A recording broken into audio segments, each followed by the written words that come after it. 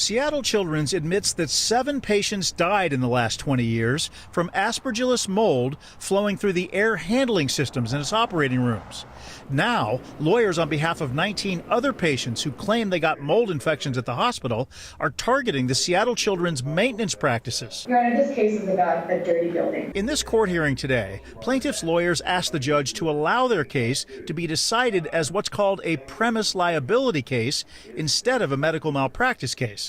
They say for decades, the hospital failed to clean and maintain its air handling systems, allowing the mold to infect immunocompromised patients during procedures. There was a cover-up so that people didn't know, not only people of the public, but the very physicians that were performing services. So this is a case about a building. A premise liability ruling would allow cases from the 1990s to be included, something that the statute of limitations would not allow for a medical malpractice case.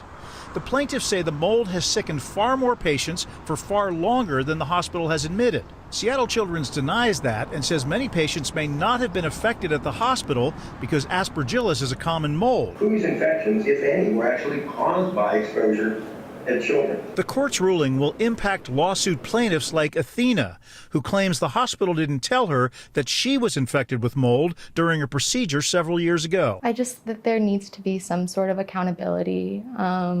Kids died. There were steps that the hospital could have taken back in the 90s. Why did we cut those corners? It took Athena several years to recover from Aspergillus infection, and she's now doing well and in college, thankfully.